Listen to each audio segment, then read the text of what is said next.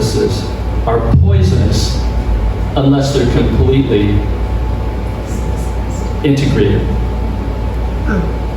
Think about that. Life is impossible without God.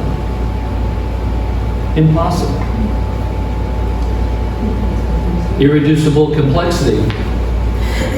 The evolutionists say, well, no, that doesn't really matter because we found an organism that has something a little simpler. But irreducible complexity does matter because the one that they found was a little simpler is still so complex you can't have it unless everything is working. It's like an airplane, right? There are thousands of parts in an airplane, but not one of them fly by themselves. So irreducible complexity means you've got to have all of these things working together for anything to work. That's what it means. Arguments about codependency. Do you know there are wasps that are specifically made to pollinate fig trees? And that's all they do. And fig trees would not pollinate without those little tiny wasps. There's all kinds of interdependencies and things like that. This is one thing that got me going at the very beginning. I found out that there are tree fossils that go from a layer of coal into a layer of shale, through another layer of coal, into sandstone, into another layer of coal, and into another layer of shale. That's impossible from the evolutionary thinking. That tree could not have existed because in evolutionary thinking, there's more time between the layers than there are in the layers themselves, right? But you have polystrata fossils that go between all of these layers, which means all of these layers were made at the same time. There are bent layers. How many have gone to over the mountains at the Little Bighorn in, what is it, Wyoming or Montana area, Wyoming area up there? Well, coming out on the east side, there's a place I stop the car and look, and there are strata that are bent and curled around and then go like that. And guess what? They're not cracked. They're not broken.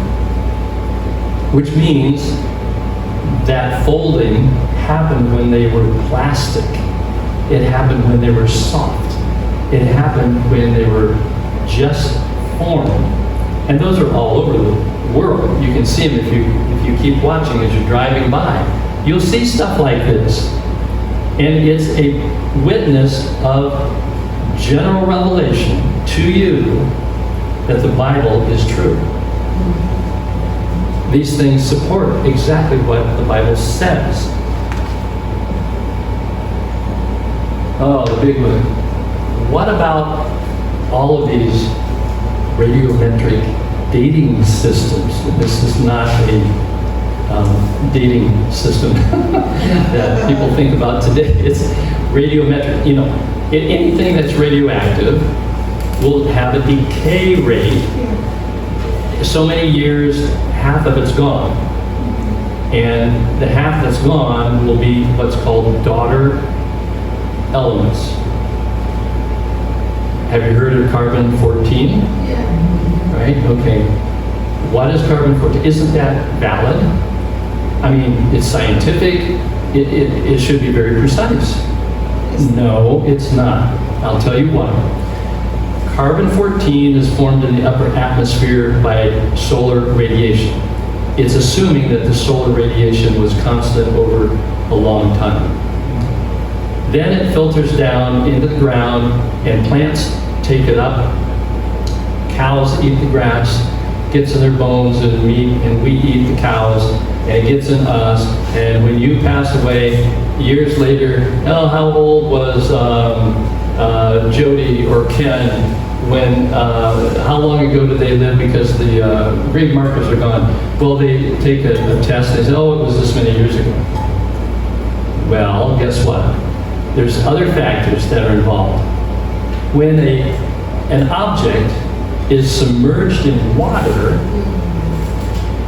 it picks up more carbon-12 than carbon-14. Flood of Noah. Okay. What about uranium So lead?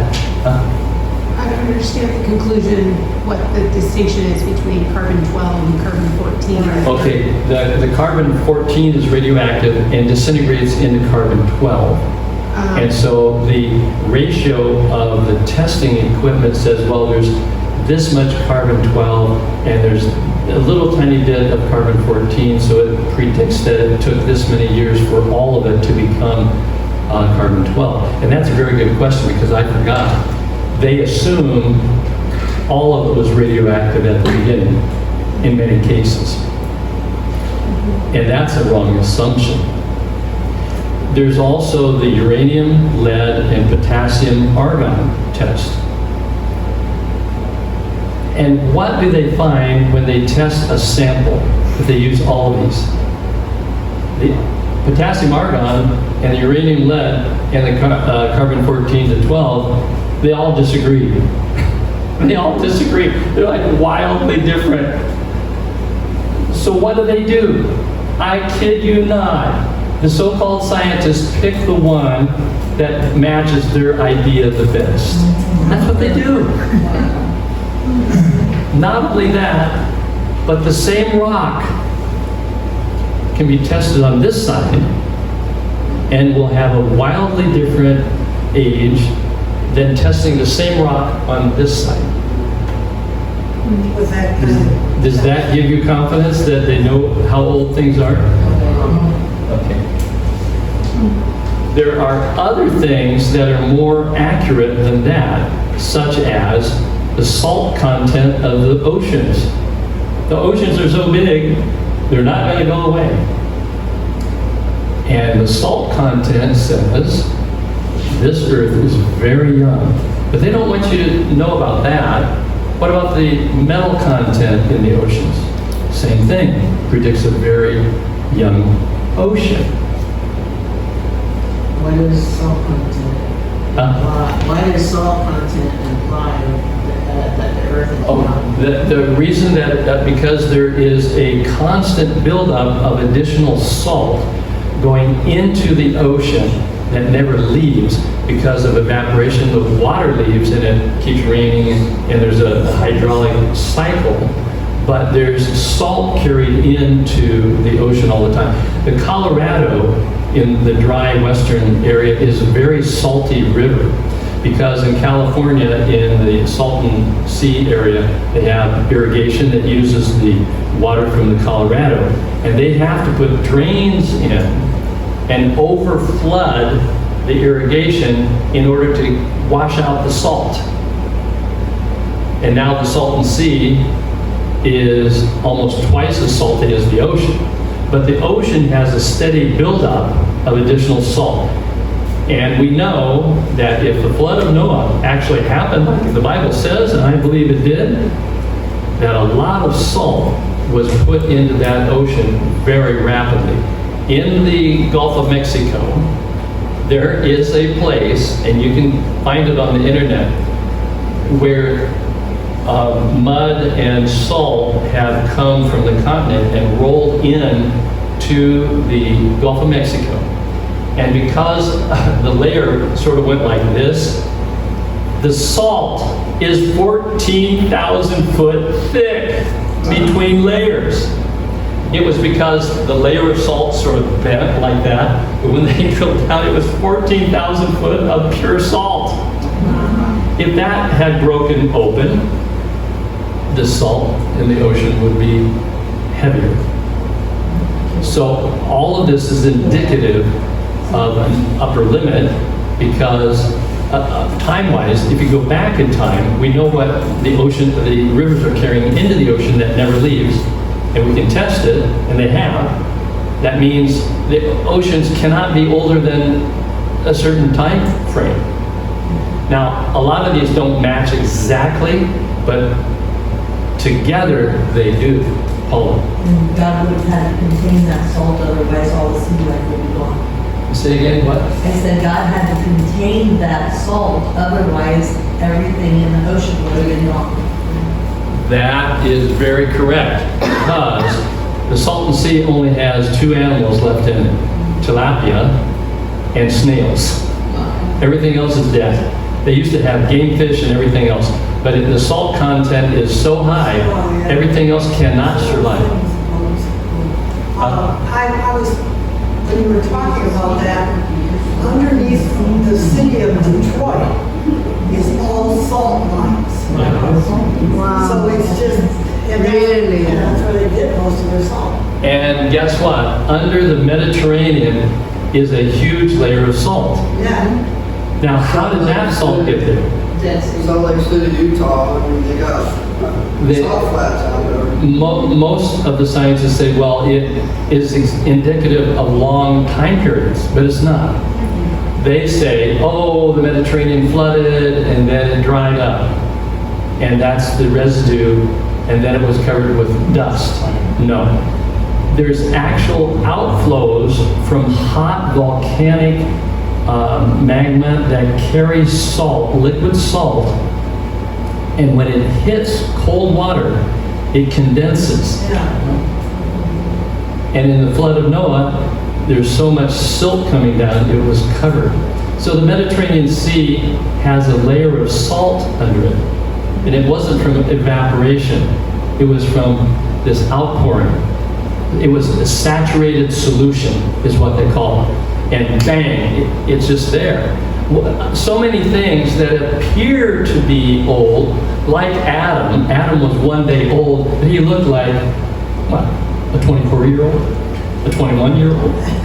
Yeah. What did he look It was like? crazy. It was- Now, the Bible tells us, because I've heard people say, well, that is a lying God that would make something with the appearance of age. Wait a minute, that's only your idea, because in the Bible it says how old he is. So there's no question, he's not fooling us. But for unbelievers, it's an appearance of age. You get it? Okay. Questions? Other good questions? you mentioned Chris. that in a pre-Cambrian era, that was buried in strata because of Noah's flood. But human beings were also buried in that flood as well. This is a question that I started having yesterday, because I'm watching a video. I watched a video called Creation is History. And anyway, the question that I have is, why aren't humans buried at the same time as the fossils if it was Noah's flood? Yeah, the question is, why aren't human skeletons buried at the same time with other fossils in the flood of Noah? Okay, the answer is that the 85% of all fossils are of sea life. That's number one. Number two is the other fossils were ecological zones, because apparently before the flood, Eden was on a high place. Because why? There was a spring and headwaters of 4 rivers that flowed out, right? And in order to have a river, it's got to flow downhill. So that means Eden was in a high place. The dinosaurs had their place. Everything had an ecological zone. And the flood came and buried different creatures in different ecological zones. And the last ones, who were smarter people, ran to the high ground, and they were the last ones to succumb in this flood. And what's interesting, I'm glad you bring this up, Chris, because in the Petrified Forest in Arizona, have you driven through it? What? Petrified Forest and Painted Desert, it's all two together in one road. I have found red clamshells, fossilized clamshells, right beside, I myself have found these, right beside fossilized logs with the same color red. You know how the petrified wood is? It's reddish usually. So there are cases where mixed types are found in the same layer, but the evolutionists don't talk about that. In that museum, they had a lengthy explanation that how this could be because it goes against their theory, and they said, well, there was another layer above this, and somehow these were later washed in from a higher level over into this area. Well, I don't buy that because they're mixed and they're the same color, they're the same place. Additionally, you have out of order, which they don't tell you about, in the evolutionary cycle. There are areas like the Lewis overthrust in Montana and the Grand Tetons.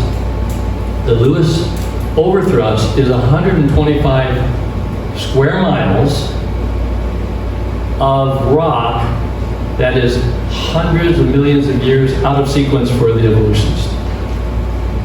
And they can't explain how did that flip over 125 miles. How did it flip over? No, it just slid into place from the other place. Well, there's no evidence of sliding because you have breccia, which is any landslide creates lots and lots of broken rock. And there's none of it. So I hope that sort of satisfies. Not really. Well, the humans were the last ones. That's all I have to say is that they were on the upper layers because they were just the last ones to succumb.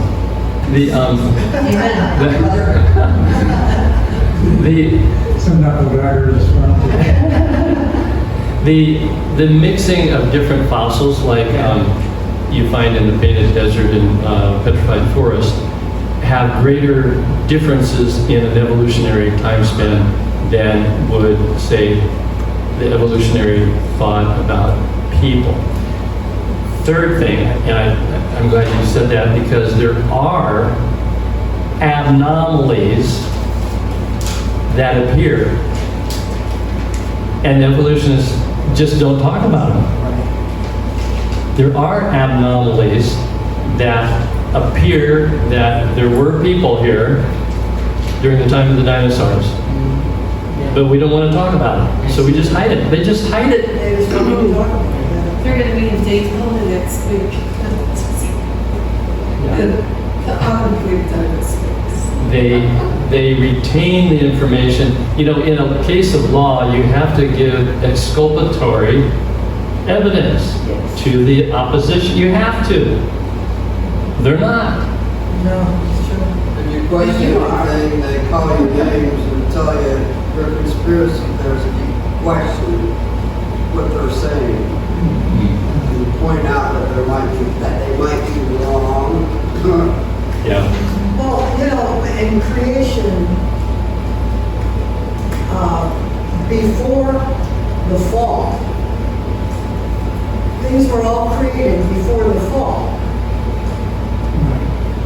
So those things were not supposed to decay or grow old or, you know, or be just, you know, it was the fall that started the decay of everything. Okay? Right. Yeah. Mm-hmm. And that happened before the flood. Yes, and you got at least 1,400 years of sin before the flood, Yeah. right? Okay. Okay. So it's about 1:45. So we don't just suffer information overload. How do you take what you've spoken and how do we put that into our moves so we can walk in something that will be transformative in the way we function in this present day?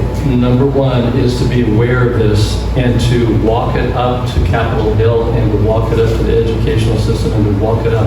This is not just something that's over here in the corner. We have to bring this front and center because this is true science. And we have to demand true science and argue with people in a nice way, of course, but insist on true science. And the other part is 95 Thesis critiquing the theory of evolution. And I made this in 2017 and duct taped it to the door of the science building at UC Berkeley in California, which was the 500th anniversary of Martin Luther's posting of his 95 Theses Yeah. for the Reformation. Right. And the reason I did that is because this has to happen. This has to be a turning back. I'll pass it around. You can see the pictures. That's sort of funny. But Are you publishing it? it's already copyrighted, but I need to publish that. I have some 2 or 3 other things I need to publish. I did a seminar at the Creation Research Society 2 years ago in Phoenix, and I found a lot of details that have been overlooked. Details in Scripture that have not been applied correctly, that I think should be. And all of us need to gear up and have the answers and insist on the truth. Because unless we insist on the truth, these doctrines of demons will remain, and as long as these teachings of the demonic remain, the demons will remain. That's what I think we're missing. So that's sort of, in a nutshell, what I'm about, because we've got to focus on winning this battle. And using the information to fight and insist on change in schools, government, and other things. Because we have government by expediency right now. Only whatever's expedient, we'll just go this way. There's no absolutes, because John Dewey got rid of those. And we've got to restore them. How can the public government schools give their time to this and then try to tell boys they're girls and girls that they're boys?